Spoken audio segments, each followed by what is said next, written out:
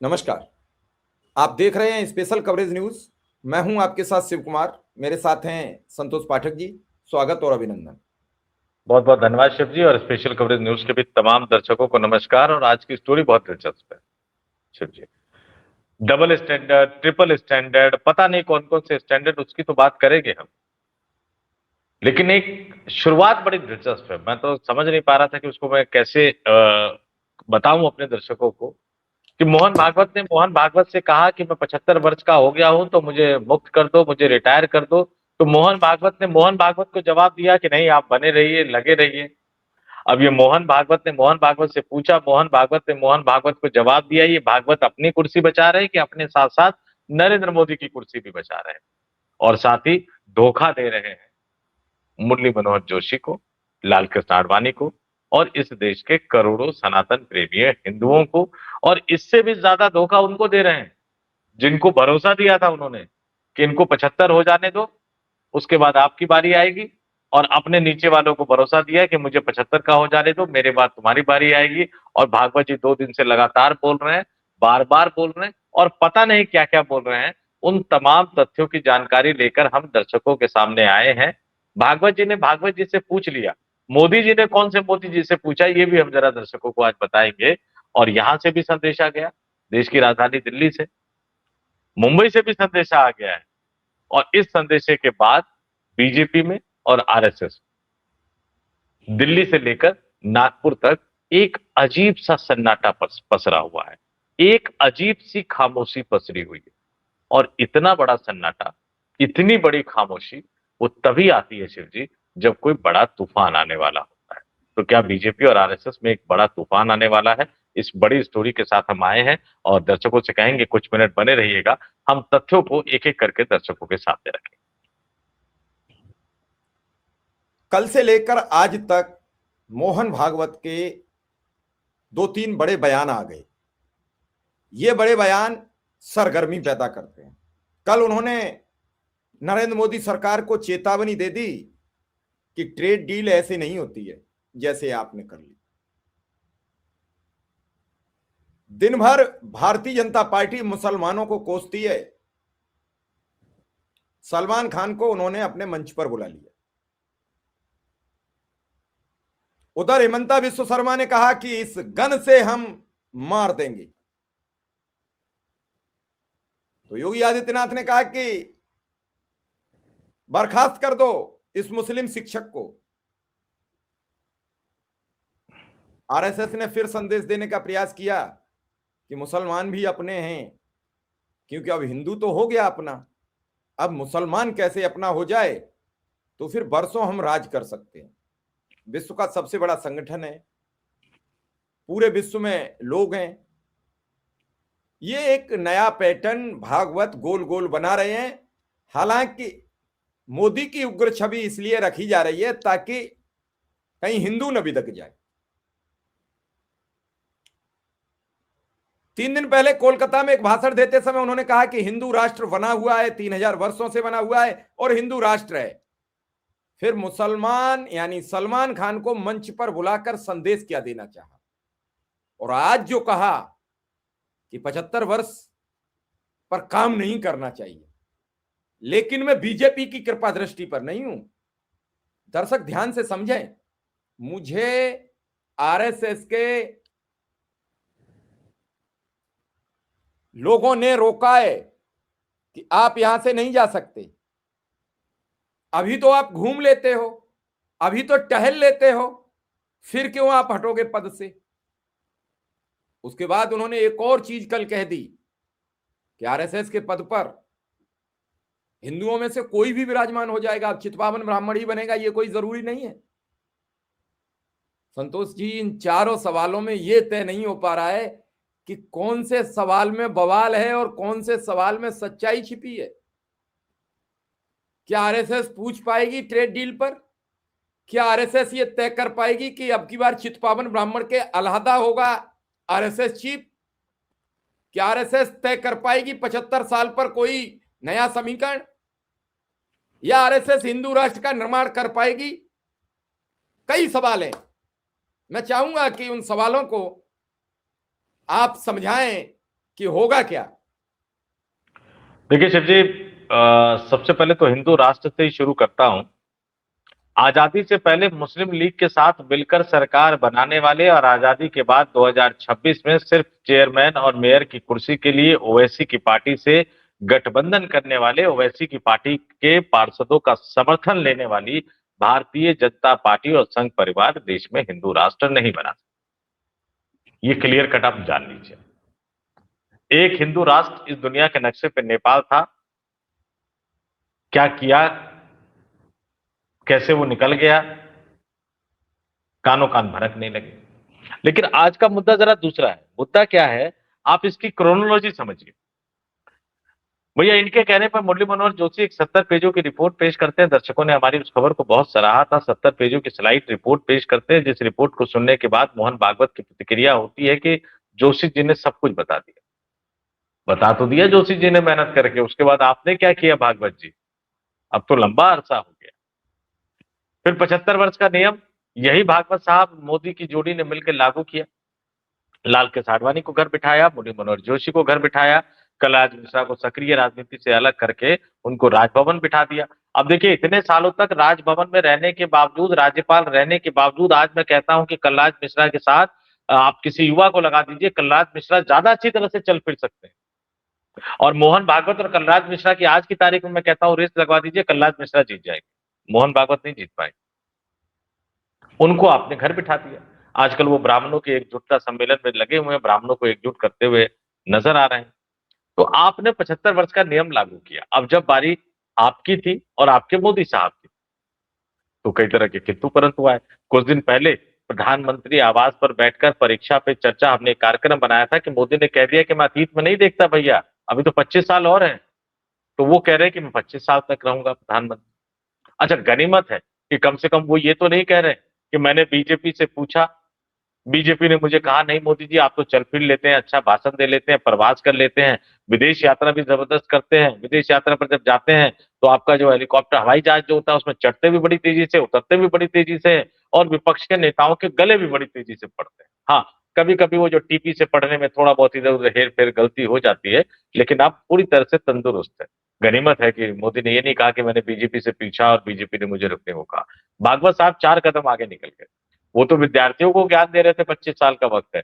भागवत साहब 4 कदम आगे निकल गए और उस देश की, एक साहब देश की राजधानी में ज्ञान दे रहे हैं, दूसरे साहब देश की आर्थिक राजधानी में ज्ञान दे रहे हैं। जरा सुनिएगा बड़ा ध्यान से। मैंने 75 साल पूरे होने की जानकारी संघ को दी। किसको दे दी भाई 75 साल पूरे होने की जानकारी? और किसको नहीं पता था कि आप 75 साल के हो गए हैं? लेकिन संगठन ने, यानी संघ ने मुझसे काम जारी रखने को कहा। कौन से संघ ने कहा? कौन से संगठन ने कहा? कौन से पदाधिकारी ने कहा? जिसकी नियुक्ति आपने की थी उन्होंने कहा क्या? जब संघ कहेगा तब मैं पद छोड़ दूंगा, लेकिन काम से रिटायरमेंट नहीं होगा। और ये संघ को कवर करने वाला हर व्यक्ति जानता है कि आरएसएस का चीफ अपनी मर्जी से ही पद छोड़ता है। वहां पर रिटायरमेंट की कोई उम्र नहीं है। ये माना जाता है कि जब आप सक्रिय नहीं है तो उस सक्रिय कामकाज से आप अलग हो जाएंगे, और उसके बाद वो एक पर्ची पे अपने उत्तराधिकारी का नाम लिख जाते हैं या अपने उत्तराधिकारी का नाम वो घोषित कर देते हैं। ये सबको पता है। तो उसमें ऐसी बहानेबाजी, इसको क्या कहते हैं, कुछ वो बतौलेबाजी शब्द जैसा कुछ होता है शिव जी क्या?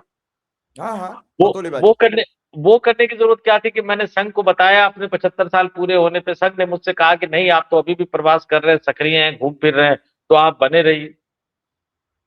क्यों? क्योंकि आपको बोलना है। बोले बिना काम नहीं चलता इनका। कुछ भी बोलते रहे, अंट संट साए बाएं कुछ भी बोलते रहे, बोले बिना काम नहीं चलेगा। लेकिन एक बात बिल्कुल तय है कि भैया जो लेना है ले लो, जो बुलवाना है बुलवा लो, जहां कार्यक्रम करवाना है करवा लो, जिस राज्य में प्रवास लगा के हिंदुओं को बताना है कि आप खतरे में हो बनवा लो। बस मेरी कुर्सी की तरफ मत देखना। नहीं, इस कुर्सी की बात नहीं कर रहा हूँ, ये ना तो प्रधानमंत्री की कुर्सी है ना आरएसएस की चीफ है। ये तो हम छोटे मोटे पत्रकारों की कुर्सी है। लेकिन प्रधानमंत्री ने कह दिया 25 साल और भागवत ने कह दिया कि भैया मैंने संघ से पूछ लिया था, संघ ने कहा कि नहीं नहीं नहीं, कोई रिटायर होने की जरूरत नहीं, बने रहिए। तो मैं बना।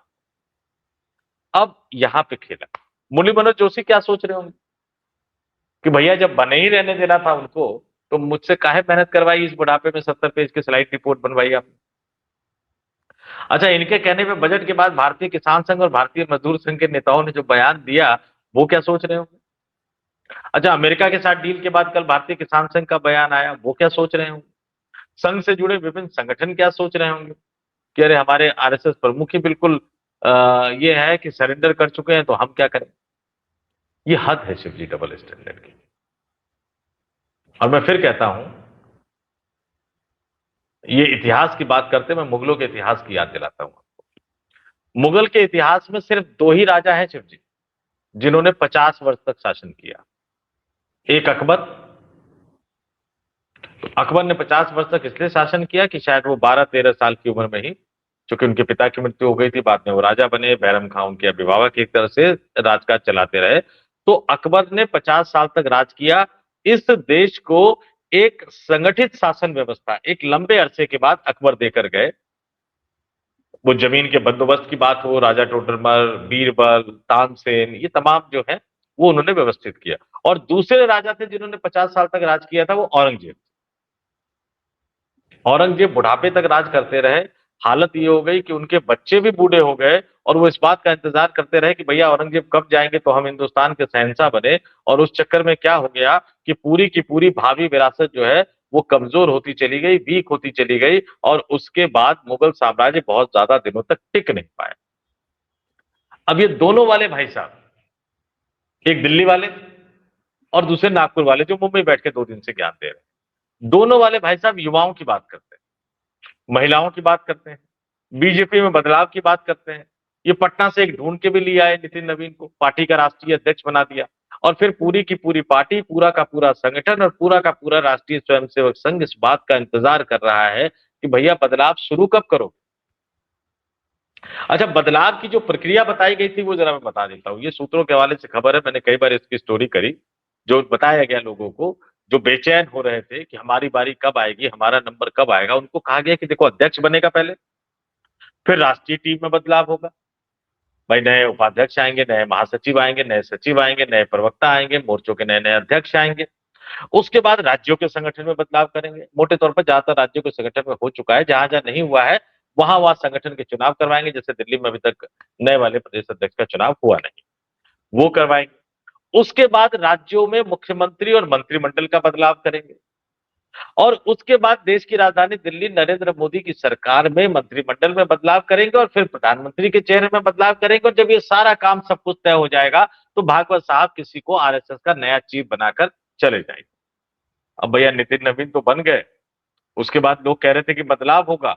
मोदी ने कह दिया ना ना ना ना, 25 साल तक बोलना भी मत, सोचना भी मत, मैं हूं 25 साल तक बैठा हुआ अभी। और उसके बाद भागवत साहब ने आज कह दिया कि मैं तो रिटायर होना चाह रहा था, लेकिन मैंने भागवत से पूछा, भागवत ने मुझसे कहा कि आप अभी तक जो है एक्टिव हो। तो जब मैंने भागवत साहब कह रहे हैं कि मैंने भागवत साहब से पूछ लिया, भागवत साहब ने बोल दिया, तो मैं अब रिटायर तो हूंगा। अब आप सोचिए नीचे वालों की क्या हालत। नागपुर में सन्नाटा, पूरा का पूरा नागपुर नील बटे सन्नाटा। देश की राजधानी दिल्ली में भारतीय जनता पार्टी के हेडक्वार्टर में नील बटे सन्नाटा। देश के राज्यों में भारतीय जनता पार्टी के कार्यालयों में नील बटा सन्नाटा, क्योंकि उसमें कई ऐसे युवा नेता थे जिनको ये लगा था कि भैया युवा मोर्चा का बंदा है, वो राष्ट्रीय अध्यक्ष बना है, तो हम सब अब केंद्र की राजनीति में जाएंगे। सन्नाटा। अलग अलग राज्यों में जो मुख्यमंत्री बनने की होड़ में लगे हुए, सन्नाटा। जो कार्यकर्ता मंत्री बनने की होड़ में लगे हुए, सन्नाटा। आरएसएस के वो नेता जिनको लगता था कि भैया आरएसएस चीफ बदलेंगे तो फिर पूरा संगठन बदलेगा, हम लोगों को भी नया दायित्व मिलेगा, सन्नाटा। और जब इतना सन्नाटा पसर जाता है तो इसका मतलब सिर्फ एक ही होता है कि कोई ना कोई एक बड़ा तूफान आने वाला है शिव जी। बात आप ठीक कह रहे हैं कि इतने दिन से तूफानी तो आ रहा है, लोग तूफानी तो बुला रहे हैं। लोगों को लगता है कि अब कुछ बड़ा हो जाएगा, लोगों को लगता है अब कुछ बदलाव हो जाएगा और आरएसएस कुछ नया करेगी। धीरे धीरे मोदी की क्रेडिबिलिटी तो गिर गई है। लोगों पर जो हिंदुत्व का नशा चढ़ा हुआ है वो जिस दिन भी धीमा पड़ा, वो आवरण जिस दिन फटा, उस दिन उसमें से नया हीरो निकल आएगा। अभी आवरण बना हुआ है, अभी भी लोगों को बेरोजगारी नहीं लग रही, अभी भी लोगों को महंगाई नहीं लग रही है, अभी भी उन्हें नहीं लग रहा है कि रोज मोहन भागवत क्यों बयान बदल रहे हैं, उन्हें नहीं लग रहा है कि नरेंद्र मोदी इस देश की ट्रेड डील क्यों कर आए जिसे आरएसएस प्रमुख मना कर रहे हैं। दोनों संगठन क्या काम कर रहे हैं, क्या होता है संतोष जी। ये गांव में कहावत है कि एक परिवार में दो लोग थे, तीन भाई थे, दो की चलती थी। तो वो क्या करते थे, एक भाई से जो नाराज थे वो दूसरे भाई के टच में रहते थे और वो कहते थे हम उसे डांट देंगे, चिंता न करो, और ये साबित करने पर तुले रहते थे कि हम दोनों अलग अलग हैं, जबकि वास्तविक में वो एक थे। आरएसएस और बीजेपी की तरह वो गेम खेल रहे थे। कभी वो कह देते हैं कि मस्जिदों में मंदिर मत खोजिए, कभी वो कह देते हैं कुछ। तो एक जो नाराजगी है उसका दायरा कम हो जाता है, और एक जो लगता है कि भागवत ने, आपको याद होगा कि बिहार में चुनाव था 2015 में, भागवत ने कह दिया कि हम आरक्षण खत्म कर देंगे, भाजपा को भारी पड़ा। तब से लेकर आज तक भागवत के बयानों की चर्चा होती नहीं है, तभी हुई थी। उसके बाद भागवत को कोई कुछ भाजपा में तो नहीं समझता है, लोग समझते हो अलग बात है। आपको मालूम है कि 2024 के चुनाव से पहले जेपी नड्डा ने कह दिया कि आरएसएस से मेरा कोई लेना देना नहीं है। क्या वो 26 में हटे अपने पद से? नहीं क्या नहीं, आरएसएस? उन्होंने तो ये कह दिया कि अब भारतीय जनता पार्टी इतनी मजबूत हो गई है कि हमें राष्ट्रीय स्वयंसेवक संघ की जरूरत नहीं है। और इसके बाद इस देश की जनता ने जब भाजपा के डबल स्टैंडर्ड को लेके बीजेपी को सबक सिखाया, अब की बार 400 पार का नारा देने वाले भारतीय जनता पार्टी को, जो चुनाव से पहले 303 सीटें मिली थी 2019 के चुनाव में, 2024 के चुनाव में 240 सीटें मिली, तो यही मोहन भागवत और इनकी पूरा का पूरा इकोसिस्टम कूद पड़ा कि देखो, नड्डा ने कहा था आरएसएस नाराज हो गया इसलिए 240 पे आ गए। और अब वही मोहन भागवत कह रहे हैं कि लोग कहते हैं कि नरेंद्र मोदी आरएसएस के प्रधानमंत्री नहीं, आरएसएस के प्रधानमंत्री नहीं है, वो तो उनका अलग संगठन है, और बीजेपी के प्रधानमंत्री है वो, आरएसएस का कोई लेना देना नहीं है। अब पता नहीं वो देश के हिंदुओं को क्या समझ रहे हैं, मुझे समझ में नहीं आ रहा। लेकिन उनके डबल स्टैंडर्ड की मैं एक एक बात नहीं बता देता हूँ। संतोष हाँ, जी, फिर आरएसएस के लोग समझाने क्यों जाते हैं? कांग्रेस ने अमुक साल में अमुक जगह इस देश के नागरिकों के साथ बड़ी अजलियत की है, बड़ी नाफरमानी की है, क्यों समझाने जाते हैं? क्यों जाते हैं? आज पूरे देश में क्यों उसी का, मना अरे हिंदू वो तो दिवस? छोड़िए, वो तो छोड़िए, ये तो ठीक है भाई, मोदी जी दिल्ली में रहते हैं। अब भागवत साहब भले मोदी जी के सरकार की सुरक्षा में रहते हैं, लेकिन नागपुर में रहते हैं, देश भर में घूमते रहते हैं, हो सकता है बातचीत होती हो कि ना होती हो पता नहीं, दोनों राष्ट्र सेवा में इतने लगे हुए हैं। लेकिन भैया दत्तात्रेय होसबोले से तो बातचीत होती होगी, नंबर 2 है उनके। सुनील अम्बेडकर से भी बातचीत होती होगी, वो उनका मीडिया विभाग देखते हैं। अब जरा देखिए ये क्या सोचते हैं देश के हिंदुओं के बारे में, ये मेरी समझ में आज तक नहीं आया। इसी कार्यक्रम में, मुंबई वाले कार्यक्रम में, आरएसएस के ऑफिशियल एक्स अकाउंट से ट्वीट है कि भागवत साहब ने कहा धर्मनिरपेक्षता गलत शब्द है, उसे पंथ निरपेक्षता कहना चाहिए, क्योंकि धर्म जीवन का आधार है। यानी वो कह रहे धर्मनिरपेक्षता मत करो, पंथ निरपेक्षता यूज करो। मोहन भागवत के इस बयान को आरएसएस ने अपने ऑफिशियल एक्स अकाउंट से शेयर किया है, और बहुत ज्यादा समय नहीं बीता है, जून 2025 का मामला है। मैंने तो उस पर लिख भी दिया है, मैं थोड़ा सा लिख देता हूं टैग करके। मैंने तो लिख दिया है कि अरे भाई साहब भागवत जी ये क्या कह रहे हैं आप, क्योंकि आप ही के नंबर 2 आरएसएस के महासचिव दत्तात्रेय होसबाले ने ये कहा था जून 2025 में कि भारतीय संविधान की प्रस्तावना से समाजवादी और पंथ निरपेक्ष शब्दों को हटाने पर बहस, हटा देना चाहिए, इस पर बहस शुरू होनी चाहिए। वो कह रहे हैं पंथ निरपेक्ष हटा दो, आप कह रहे हो कि नहीं पंथ निरपेक्षता का यूज करना चाहिए। तो पता नहीं आपने क्या सोच रखा है। अब जरा उनके एक एक बात पे देखिए। वो कह रहे हैं कि भैया समान नागरिक संहिता सभी को विश्वास में लेकर बनाई जानी चाहिए और इससे समाज में मतभेद नहीं बढ़ने चाहिए। बीजेपी हर वो काम करती है जिससे समाज में मतभेद बढ़ते हैं, और अब तो हिंदू मुस्लिम छोड़ दीजिए, वो तो हिंदुओं में ही उन्होंने मतभेद बढ़ा दिए। गाजियाबाद में एक बीजेपी की महिला मैं जानता हूं, आमरण अनशन पे बैठी हुई है सिर्फ, और बीजेपी को चुनाव जितवाने के लिए क्या क्या नहीं किया उस महिला ने। अब वो आमरण अनशन पे बैठी हुई है हिंदुओं को क्योंकि आपने जातियों में बांट दिया है, ये कह रहे हैं कि नहीं बढ़ना चाहिए। अब दूसरा सुनिए, कल तो इन्होंने कहा कि भैया ट्रेड डील दबाव में नहीं होना चाहिए, अब ये क्या कह रहे हैं कि उम्मीद है कि भारत अमेरिका व्यापार समझौता भारत के हितों को ध्यान में रखकर किया गया होगा और देश को किसी तरह का नुकसान नहीं होगा, किया गया होगा, नुकसान नहीं होगा, होना चाहिए। अरे प्रधानमंत्री आपके हैं, फिर ये कहते हैं कि नहीं नहीं वो बीजेपी के हैं। तो देश के पूरे एक एक घर में, हिंदुओं के घर में जा जाकर आप नरेंद्र मोदी को प्रधानमंत्री बनाने के नाम पर वोट क्यों मांगने के लिए अपने स्वयंसेवकों को आगे करते हो? पर्दे के पीछे से आप मोदी की मदद करोगे। आज ये विराट हिंदू सम्मेलन, एकता सम्मेलन, पता नहीं कौन कौन से सम्मेलन कर रहे हैं, क्योंकि नरेंद्र मोदी ने जाति वाला रायता फैला दिया। उस रायते को समेटने के लिए सम्मेलन करे आरएसएस, उस सम्मेलन में जाके ज्ञान दे आरएसएस के नेता। और जब देश सवाल पूछे मोदी के कामकाज को लेकर तो बिल्कुल पल्ला झाड़ते हुए नजर आए मोहन भागवत। अब इसको डबल स्टैंडर्ड कहना है या जो भी कह लीजिए, आगे देखिए। घुसपैठ के मुद्दे पर सरकार को बहुत काम करना है, पहचान कर निष्कासन की प्रक्रिया होनी चाहिए। यह पहले नहीं हो पा रहा था, लेकिन अब धीरे धीरे शुरू हुआ है और आगे बढ़ेगा। घुसपैठ की याद इनको क्यों आ रही है? क्योंकि पश्चिम बंगाल और असम में बीजेपी इसको मुद्दा बना रही है, लेकिन इनको आंकड़े नहीं पता कि मनमोहन सिंह ने कितने निकाले थे घुसपैठियों को, और इनके अपने लाडले प्रधानमंत्री ने कितने घुसपैठियों को निकाला। हिंदुओं से कहूंगा जाके सर्च कर दे। आगे देखिए, आरएसएस का काम प्रचार करना नहीं बल्कि समाज में संस्कार विकसित करना है। ध्यान से शिव जी, हंसी आ रही है मुझे पढ़कर कि आरएसएस का काम प्रचार करना नहीं बल्कि समाज में संस्कार विकसित करना है। अपने मंच पर सलमान खान को बुलाकर आप कौन सा संस्कार विकसित कर रहे हैं? बताए मुझे मोहन भागवत कि आप सलमान खान को बुलाकर कौन सा संस्कार विकसित कर रहे हो? और आरएसएस का काम प्रचार करना नहीं। अरे प्रचार करने के अलावा आरएसएस और करती क्या? बताइए, कोई एक काम करती हो आरएसएस प्रचार करने के अलावा? 24 घंटे सातों दिन, इसके अलावा तो कोई काम ही नहीं करती। फिर आगे वो कह रही है कि संघ अपने स्वयं सेवकों से आखिरी बूंद तक काम लेता है। अरे जब सक्रिय थे तो आडवाणी को घर बिठा दिया आपने, कलराज मिश्रा को आपने भी घर बिठा रखा है। हाँ, मुरली मनोहर जोशी से आपने 70 पेजों की स्लाइड की रिपोर्ट बनवा ली, लेकिन उनको भी धोखा देके आपने घर बिठा रखा है। कौन सा आखिरी बूंद तक काम लेते हैं? वो कह रहे हैं कि आरएसएस के इतिहास में अब तक ऐसी कोई स्थिति नहीं आई जब किसी को जबरन रिटायर करना पड़ा हो। दर्शक खुद ही समझते हैं भैया कि किस किस को इन्होंने जबरन रिटायर किया और कैसे रिटायर किया। और बाकी तो ये कहते रहते हैं कि भारत में रहने वाले सभी हिंदू हैं, संघ किसी के खिलाफ नहीं है। तो फिर आपकी जो सरकार है, योगी आदित्यनाथ की सरकार हो, हेमंता बिस्व शर्मा की सरकार हो, वो मंगल ग्रह पे सरकार नहीं चला रहे हैं, इसी भारत के अंदर सरकार चला रहे हैं। और यही आरएसएस के स्वयं सेवकों की ड्यूटी लगती है उनको चुनाव में जितवाने के लिए। असम में चुनाव जितवाने में भी आरएसएस के स्वयं सेवक लगेंगे, पश्चिम बंगाल में भी आरएसएस के स्वयं सेवक लगेंगे। जो वीडियो हेमंता बिस्व शर्मा ने जारी किया था उसके बारे में भागवत साहब का क्या बयान?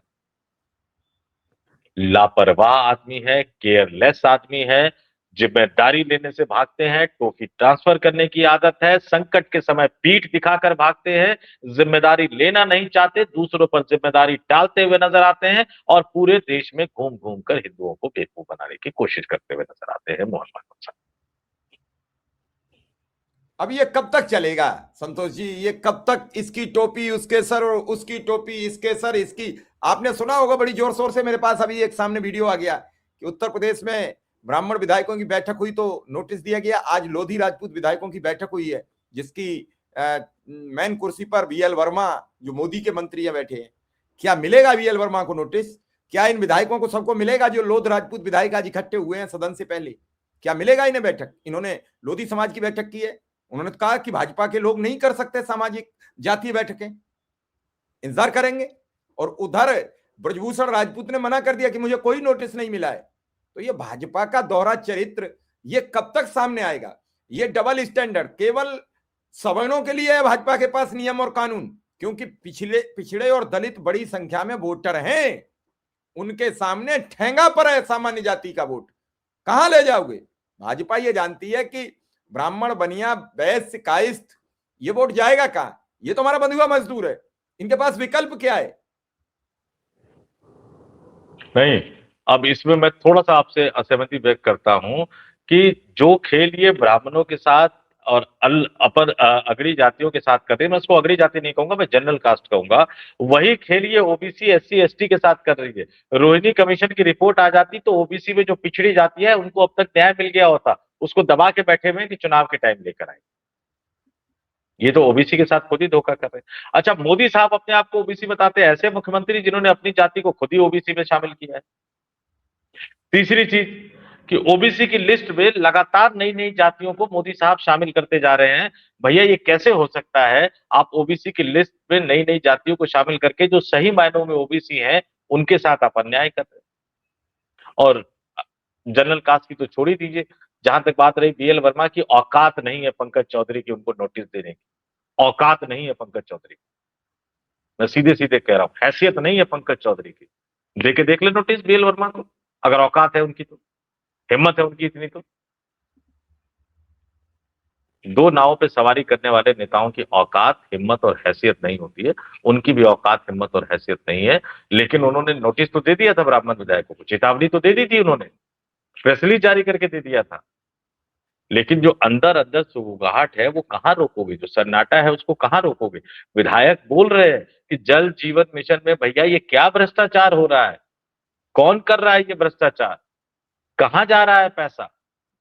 उत्तर प्रदेश में चाहे जल जीवन मिशन हो, चाहे बिजली के स्मार्ट मीटर हो, हर चीज में लूट मार मची हुई है। और उस लूट मार और उस भ्रष्टाचार की तरफ इनका ध्यान नहीं जा रहा है।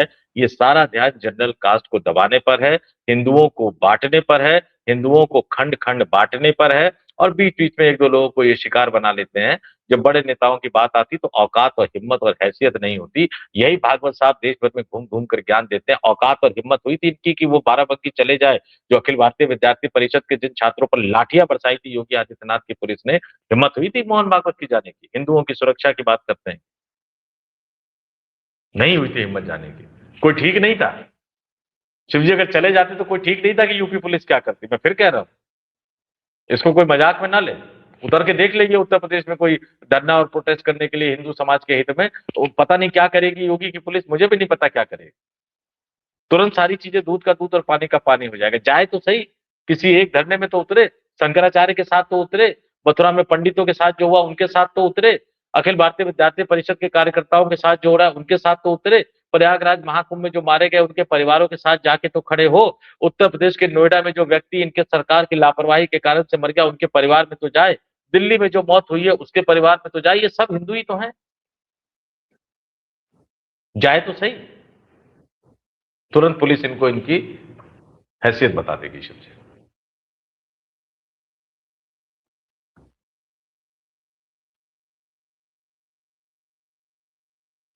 इसी के साथ हम आपसे इजाजत लेंगे और दर्शकों से भी जानना चाहेंगे कि आरएसएस की ये बातें आपके दिमाग में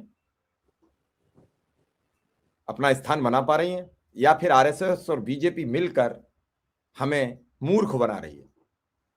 बेटा वोट देते रहो, हम तुम्हें कुछ नहीं देंगे, कभी ट्रेड डील में फंसा देंगे, कभी तेल महंगा सस्ता लेकर आपको महंगा दे देंगे, कभी रुपया डॉलर के मुकाबले कितना गिर जाए इससे आपको कोई लेना देना नहीं है। लेकिन हम आपको गोल गोल लच्छेदार बातें संसद से लेकर सड़क तक जरूर सुनाते रहेंगे। तो आइए और हमें कमेंट में बताइए कि आप कितना सहमत हैं। फिलहाल संतोष जी का बहुत बहुत आभार, बहुत बहुत धन्यवाद। बहुत बहुत धन्यवाद और आभार।